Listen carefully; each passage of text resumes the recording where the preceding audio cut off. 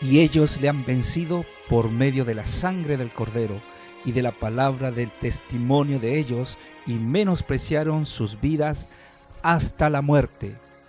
Al que venciere le daré que se siente conmigo en mi trono, así como yo he vencido. Hoy día Dios busca a los vencedores. Dios usa una pequeña cantidad de creyentes para que comuniquen el fluir de vida a la iglesia a fin de avivarla. Como el Señor lo hizo una vez, asimismo los vencedores tienen que derramar la sangre para que la vida fluya a otros. Por causa de la iglesia, los vencedores toman la posición de victoria y sufren tribulación y desprecio. Así que los vencedores que Dios busca deben abandonar lo que ellos juzgan correcto. Tienen que pagar el precio de permitir que la cruz elimine de ellos la antigua creación y prevalezca contra las puertas del Hades. Amado hermano, ¿está usted dispuesto a sufrir aflicciones para ganar el corazón de Dios?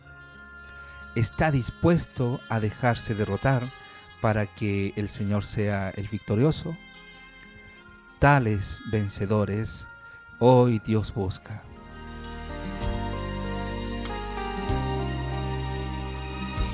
Y le dijo: de cierto os digo, de aquí adelante veréis el cielo abierto y a los ángeles de Dios que suben y descienden sobre el Hijo del Hombre. Esa escritura está en Evangelio de Juan, en el capítulo 1, versículo 51, que concluye ese capítulo. Allí veíamos nosotros el resumen de la economía de Dios, el plan de Dios desde la eternidad pasada hasta la eternidad futura, y comprende la primera venida del Señor y también nos revela su segunda venida. Los últimos versículos del Evangelio de Juan, el capítulo 1, versículo 35 al 50 prácticamente muestran o dan una alegoría de lo que es la multiplicación de este Hijo unigénito, que a través de la muerte y la resurrección se transformó en el primogénito de Dios, el primogénito Hijo de Dios, para engendrar muchos hijos de Dios, entre los cuales estamos incorporados usted y mi persona y todos los que creyeron hasta antes de su venida en esta era de la gracia, en el cual es accesible, se ha hecho alcanzable para todo aquel que necesite de la vida de Dios interior. Basta invocar el nombre del Señor y pueden recibir la vida eterna al mezclarse Dios con el hombre. Dios y el hombre mezclados por la eternidad. 1 Corintios capítulo 6, versículo 17 señala esa gloriosa verdad. El que se une al Señor, un espíritu es con Él. Y de allí nosotros, al ser engendrados por Dios, porque le creímos y le recibimos, nos dio potestad de ser hechos hijos de Dios. No fuimos engendrados por sangre, ni por voluntad de carne, ni por voluntad de varón, sino de Dios. En nosotros esa potestad, ese poder, está haciéndose realidad cada día al cooperar con el Señor Espíritu, con el Espíritu Santo, con Cristo el Señor, en hacernos a su imagen y semejanza, al crecer en vida. Necesitamos cooperar con el Señor. Cuando el Señor comenzó a llamar los primeros hermanos, surgió la iglesia, los apóstoles. Y estos 2000 años hemos visto la historia de la iglesia. Y hoy también estamos en la iglesia, el cuerpo de Cristo. La expresión de Dios en una localidad. El cuerpo de Cristo, el candelabro de oro que brilla, que resplandece en medio de la noche oscura de este siglo. Gracias al Señor por su revelación. Los hermanos, por gracia del Espíritu Santo, somos el cuerpo de Cristo.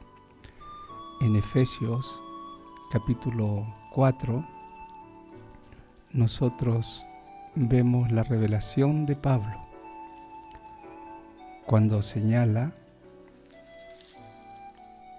dice: yo pues, preso en el Señor, os ruego que andéis como es digno de la vocación con que fui llamados, con toda humildad y mansedumbre, soportándoos con paciencia los unos a los otros en amor, solícitos en guardar la unidad del Espíritu en el vínculo de la paz, un cuerpo y un espíritu, como fuisteis llamados en una misma esperanza de vuestra vocación, un Señor, una fe, un bautismo, un Dios y Padre de todos, el cual es sobre todos y por todos y en todos. Pero a cada uno de nosotros fue dada la gracia conforme a la medida del don de Cristo. Aleluya. Y ahí vemos, hermano, el anhelo del corazón de Dios, que es lo que Él en el fondo oró en Juan 17, la oración por su cuerpo, la iglesia, por los hermanos que Él había de engendrar en estos 2000 años. Y en el versículo 14 al versículo 16 vemos el anhelo de Pablo, que es el anhelo de Dios, hoy también, para con nosotros. 13 adelante. Hasta que todos lleguemos a la unidad de la fe y del conocimiento del Hijo de Dios, a un varón perfecto, a la medida de la estatura de la plenitud de Cristo, para que ya no seamos niños fluctuantes, llevados por doquiera de todo viento de doctrina, por estratagema de hombres que para engañar emplean con astucias las artimañas del error, sino que siguiendo la verdad en amor crezcamos en todo, en aquel que es la cabeza, esto es Cristo, de quien todo el cuerpo, bien concertado y unido entre sí, por todas las coyunturas que se ayudan mutuamente, según la edad propia de cada miembro, recibe su crecimiento para ir edificándose en amor. Entonces, hermanos, por un lado, Pablo en este capítulo nos señala que la gran responsabilidad es vivir y andar en el Espíritu, practicar la justicia con nosotros mismos para que tengamos una práctica de amor de los unos para con los otros. Él acá expresa el carácter que debemos incorporar, que debemos añadir nosotros en nuestra experiencia. Cuando la palabra de Dios habla de conocimiento de Cristo, conocimiento del Señor, es experiencia de vida. La experiencia que usted, que yo podamos tener con el Señor en nuestro vivir humano, en el hogar, en el trabajo, en medio de la ciudad en que Él nos colocó por su soberanía, en nuestra intimidad secreta y oculta con el Señor. Aquí los rasgos son realmente la belleza del Señor, la humildad y la mansedumbre. Es propio de la vida eterna, es propio de aquellos que crecen en la vida divina. El principio del diablo, de Satanás, es el orgullo, la soberbia, la arrogancia, la crueldad, la venganza. El principio del Señor es la humildad, manso. Y luego habla de otras virtudes humanas que son elevadas por el Señor, la paciencia, la perseverancia en medio de los sufrimientos. Es de soportar, sobrellevar. Podemos sobrellevar a los más débiles, a los hermanos que aún están creciendo, a los pequeños, porque tenemos la vida de Dios, que es una vida amorosa. Sobrelleva, soporta porque comprende la condición del prójimo. Entonces, hermanos, Él nos llama por un lado para edificar su cuerpo, y la edificación se produce solamente con la vida divina, la vida eterna. Y esta edificación, por un lado, muestra un modo de conducir, un modelo que es el del propio Señor. Por un lado, entre los hermanos, que es la realidad del reino de los cielos, la vida de la iglesia, y que veíamos ayer en Mateos capítulo 5 al capítulo 7, donde ve cómo debe ser nuestro conducir. Juan, en el libro de Apocalipsis, señala que el objetivo de la vida de la iglesia, de vivir conforme a la constitución celestial, de cumplir la palabra del Señor, de cumplir lo que Él nos pide, es tener el vestido de la novia. Veamos ahí capítulo 19, versículos 7 y 8. Gocémonos y alegrémonos, y démosle gloria, porque han llegado las bodas del Cordero, y su esposa se ha preparado. Y a ella se le ha concedido que se vista de lino fino, limpio y resplandeciente, porque el lino fino es las acciones justas de los santos. Y las acciones justas de los santos está en la constitución celestial. Lo que la palabra nos pide es que practiquemos la ley que Él dio, es sus mandamientos. Él dice: amar a Dios con todo nuestro corazón, con toda nuestra alma, con toda nuestra fuerza, y amarás a tu prójimo como a ti mismo. Y el Señor fue muy enfático en decir que nuestros próximos más cercanos son los hermanos. Y también debemos amarnos con ese amor fraternal. Aún en Mateo 5 al 7, Él eleva esa ley de amar a los enemigos. Luego vamos a disfrutar esa porción una vez más. Entonces, hermano, el hecho de que usted practique la palabra del Señor hace que empiece a vestirse espiritualmente del vino finísimo resplandeciente, que son acciones justas que usted hace cada día. Si usted guarda la palabra, es decir, lo que ella exige, un ejemplo de ser manso, no ser chúcaro, no ser rebelde, no ser taimado, ¿cierto? No ser terco, sino manso, paciente, pacificador. Ahí está usted bordando su vestido, está cubriéndose con Cristo. Cristo es el justo, Cristo es el que hace en nosotros las acciones justas. A medida que usted esté en Cristo, en el Espíritu, usted puede practicar acciones justas. Y las acciones justas es todo nuestro vivir, nuestro hablar, nuestros pensamientos, nuestras acciones, nuestro conducir, nuestras reacciones. Por eso en el Espíritu podemos lograr que todas estas acciones sean justas, es decir, en Cristo, que agraden a Dios, que las apruebe.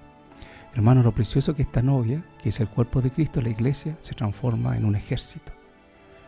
Fíjese ahí en el mismo capítulo, pero en el versículo 11 vamos a disfrutar a nuestro novio. Entonces vi el cielo abierto, y aquí un caballo blanco, y el que lo montaba se llamaba Fiel y Verdadero, y con justicia juzga y pelea.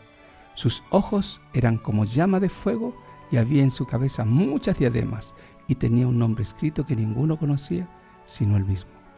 Estaba vestido de una ropa teñida en sangre, y su nombre es el Verbo de Dios.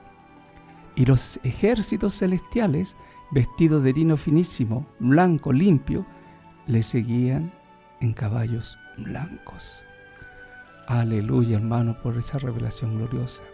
Usted y yo debemos prepararnos, mientras tanto que el Señor, con su gracia, permite que vayamos madurando en vestir de este lino finísimo, limpio y resplandeciente, nuestras acciones justas en medio de los hombres y delante del Señor. Tener una conciencia sin culpa ni condenación delante de nuestro Dios y delante de todos los hombres. Nosotros precisamos ser aquellos que practican vivir la justicia divina, pero también practican vivir el amor de Dios en medio nuestro. Hermano, qué preciosa la revelación que nos ha llevado el capítulo 1 de Juan. ¿Cierto? Realmente allí estamos siendo aquella novia. Hoy día, si vemos nuestro aspecto, aún nos falta a lo mejor para ser la novia. Usted recuerda la figura de una novia. Visten vestidos blancos impecables, su cabello, cada cabello en su lugar, se ven hermosas, preciosas. Pues así tenemos que llegar nosotros, lograr ese propósito. Ahora usted y yo podemos vernos y no tenemos nada de novia, pero estamos en esa práctica, en el vivir la justicia divina y practicar el amor de Dios. Volvamos a Mateo capítulo 5 al 7, donde vamos a ver la justicia divina, el lino finísimo que debe brillar en nosotros. En la bienaventuranza, capítulo 5, versículo 1 al 12, está una biografía, radiografía o la expresión de Dios mismo, de Cristo mismo, del Señor Jesús mismo, y que es la que debe ser en nosotros. Cada una de estos es la vestidura. El lino finísimo es la vestidura. La vestidura en la Biblia es nuestra conducta, cómo nos conducimos. Y el Señor exige que nuestra conducta debe ser, o nuestro vestido, de lino finísimo, resplandeciente. Versículo 3. Bienaventurados los pobres en espíritus, porque de ellos es el reino de los cielos. Pobre en espíritu implica de que soy tan débil y frágil cada día. Lo que he logrado en mi experiencia con Él no es suficiente. Vivir en medio de las circunstancias que el Señor ha enviado a mi vida. Necesito cada día más del Espíritu, más del Señor, más la palabra, más oración, más consagración, más hablar y cantar los himnos para gozarme en medio de mí como un refugio, como en mi refugio. No debemos ser aquellos que ya lo hemos logrado todo, que ya lo tenemos todo, que sabemos todo. Hermano, eso es caer en la Odisea. La Odisea se creía rica y el Señor le dijo: eres pobre, miserable. Debes vestirte, eres ciego, tienes que comprar colirio. Tienes que realmente conocerme a mí mismo. Hermanos, necesitamos ser aquellos que cada día tienen más hambre y sed del Señor. Luego el 4 dice, bienaventurados que lloran, porque ellos recibirán consolación. Hoy en día, todo a nuestro alrededor nos aflijamos y lloremos generaciones. Y eso nos irritemos verbal o a veces violencia física. Hermano, y la palabra allí nos lleva a que debemos ser aquellos que nos arrepentimos genuinamente para no lograr a caer en la ira. Y ahí lloramos porque ofendimos a la esposa, a los hijos, a algún familiar. Lo herimos. ¿Y cómo recuperamos esa armonía que teníamos antes? Y eso nos lleva a llorar arrepentido delante del Señor. 5 dice, bienaventurados los mansos, porque ellos recibirán la tierra por heredad. Nosotros a veces pensamos que a Dios le interesa que vayamos a los cielos. Es verdad, por una parte Él quiere arrebatarnos, tener su novia, su ejército, para tratar con Satanás y sus huestes espirituales de maldad y los hombres usurpados por Él que hayan en ese tiempo en la tierra. Pero a Dios le interesa la tierra. Incluso cuando Él nos enseñó a orar, Él nos dijo que pidiéramos por 3 cosas fundamentales, principalmente ahí en el Mateo 6. Dice el versículo 9, dice, Padre nuestro que estás en los cielos, santificado sea tu nombre. Un hermano también este anhelo, santificar el nombre del Señor. Dígame usted quiénes son los que realmente santifican hoy el nombre del Señor en la tierra, en nuestro país. El Señor es Señor Jesús, y ante Él el único nombre, abandonar el nombre de otros hombres para que Él sea el centro, la cabeza, la preeminencia, el primero y el último. Debemos santificar al Señor, su nombre en nuestros corazones, pero también en testimonio, en presencia, no avergonzarnos del nombre del Señor. Alabarlo, bendecirlo, invocar su nombre. ¡Oh, Señor Jesús! Y está en el versículo 10, venga tu reino. El reino es poder del diablo, en la iglesia no satánico. Venga tu reino. Y esa es la segunda venida del Señor. Y fíjese la parte B del versículo 10. Hágase tu voluntad, como en el cielo, así también en la tierra. Aún la voluntad está hecha en los cielos, pero en la tierra todavía no está la voluntad de Dios, que es su reino. Hoy la iglesia practica la realidad del reino, pero está en la iglesia nomás. El resto está fuera de esta realidad, está fuera del reino de los cielos. Entonces, hermanos, en la constitución celestial se nos lleva a practicar la justicia y practicar el amor. Ahora vamos a disfrutar un himno. Jesús es el Señor.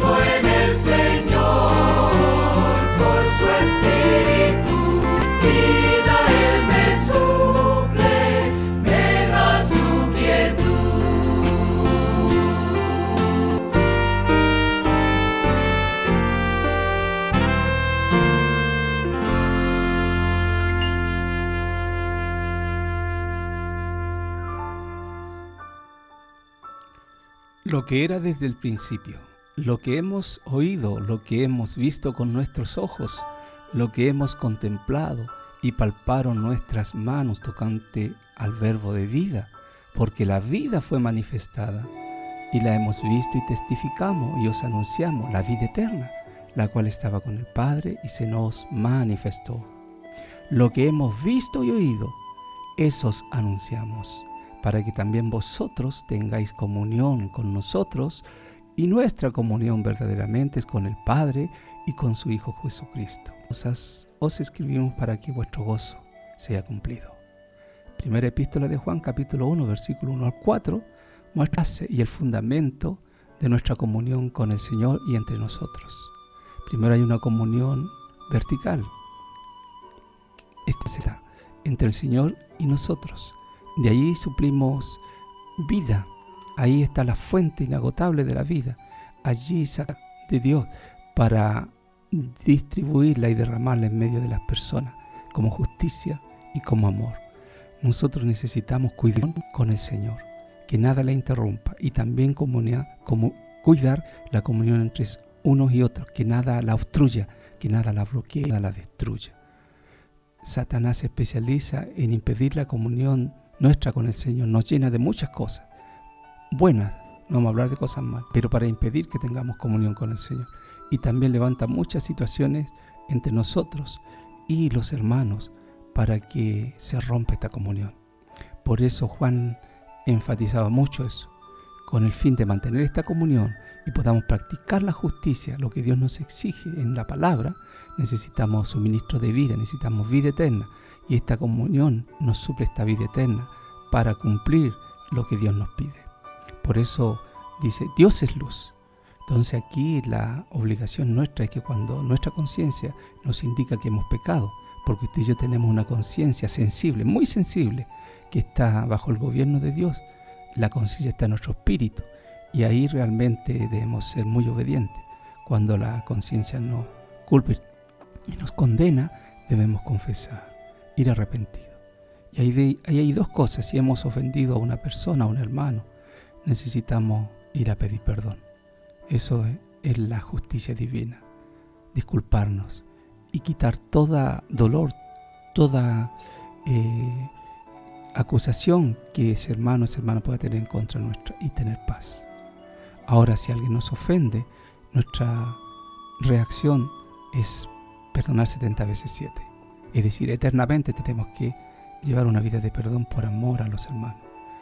Normalmente los hermanos más débiles, más frágiles, continuamente pueden pecar contra usted, contra mi persona. Pero nuestro corazón debe ser un corazón perdonador. Y estar dispuesto a perdonar cuando el Espíritu los guíe a que se vengan a disculpar y a pedir perdón.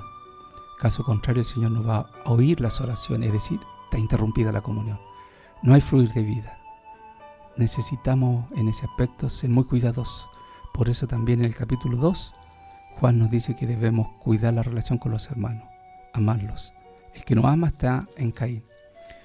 Y esto es justicia. Por eso en el versículo 29 del capítulo 2 dice: si sabemos que Él es justo, sabed también que todo el que hace justicia es nacido de Él. Entonces el hecho de haber nacido de Dios, nosotros ya tenemos la potestad para practicar la justicia, es decir, prevenir el pecado. ¿Y cómo prevenimos el pecado? Logrando que el Señor crezca en nosotros, que haya más vida eterna en nosotros. ¿Y de dónde sacamos estos suministros? La oración, invocando su nombre, buscando la palabra, comiendo la palabra, sacando de ella las preciosas y grandísimas promesas. Las palabras del Señor no son para memorizarlas, sino para comerlas. Mis palabras son pan de vida. No solo de pan vive el hombre, sino de toda palabra que sale de la boca de Dios. Necesitamos esa palabra viva. Esa nos nutre y nos fortalece y nos da el poder para cumplir su palabra. Y el versículo 7 del capítulo 3 de la primera epístola de Juan también vuelve a reiterar la justicia. Hijito, nadie os engañe.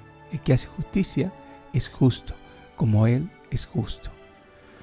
Entonces, hermanos, no tenemos otra alternativa que practicar la justicia y practicar el amor. Queda como tarea para usted la primera epístola de Juan, capítulo 1 y 2. Ahí nos reitera que debemos confesar continuamente los pecados pequeñitos, la irritación, los malos pensamientos, pecados groseros confío que ninguno de nosotros ya practica, pero sí están estos pecados almáticos escondidos: la envidia, el orgullo, la soberbia. Deben salir de nosotros, la impaciencia. Y fíjese que aquí en la Constitución Celestial nuestra, que también usted y yo no debemos olvidar jamás, que así como nuestro país tiene una Constitución y el que se sale de ella, le vienen condenación, vienen juicios, sentencias, disciplina y castigo. También acá no debemos salirnos de ella. Por ejemplo, el Señor nos pide que no debemos tener afán. Tiene un Padre rico, nuestro Dios es rico. Él nos da todas las cosas que necesitamos, aún más allá de lo que pedimos. Él nos pide que en nosotros no haya afán. Por ejemplo, ahí dice en el versículo 25: por tanto os digo, no os afanéis por vuestra vida, ¿qué habéis de comer o qué habéis de beber? Ni por vuestro cuerpo, ¿qué habéis de vestir? ¿No es la vida más que el alimento y el cuerpo más que el vestido? Mirad las aves del cielo, que no siembran, ni ciegan, ni recogen en graneros, y vuestro Padre Celestial las alimenta. ¿No valéis vosotros mucho más que ellas? Y el 28 señala: y por el vestido, ¿por qué os afanáis? Considerad los lirios del campo, cómo crecen, no trabajan ni hilan. 30. Y si la hierba del campo que hoy es y mañana se echa en el horno, Dios la viste así, ¿no hará mucho más a vosotros, hombres de poca fe? Entonces nuestra fe debe aumentar, es decir, la vida de Dios debe aumentar en nosotros. Cristo es nuestra fe, y a medida que Cristo crece en nosotros, crece nuestra fe. Esa también debe ser una práctica. Debemos confesar los afanes y la ansiedad como una injusticia, como pecado. El Señor pide confianza para con Él, que estemos tranquilos en medio de situaciones que puedan venir a nuestras vidas. Y lo máximo que nos pide el Señor es amar a los enemigos. Versículo 43 de Mateo, capítulo 5. Oíste que fue dicho: amarás a tu prójimo y aborrecerás a tu enemigo. Pero yo os digo: amad a vuestros enemigos, bendecid a los que os maldicen, haced bien a los que os aborrecen, y orad por los que os ultrajan y os persiguen, para que seáis hijos de vuestro Padre que está en los cielos, que hace salir su sol sobre malos y buenos, y que hace llover sobre justos e injustos. Porque si amáis a los que os aman, ¿qué recompensa tendréis? Hermanos, ¿cómo necesitamos nosotros que la vida divina crezca? Nuestra única alternativa es volvernos al Señor, para que esta palabra podamos practicarla.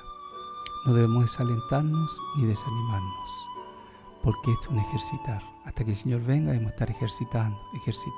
¿Se recuerda cuando aprendió a leer? Confundíamos las vocales, ¿cierto? Las consonantes también de repente se nos mezclaban, pero al final logramos aprender a leer y escribir. Por eso, gracias al Señor por esta palabra preciosa. En el nombre del Señor Jesús, que bendiga vuestros espíritus. Amén.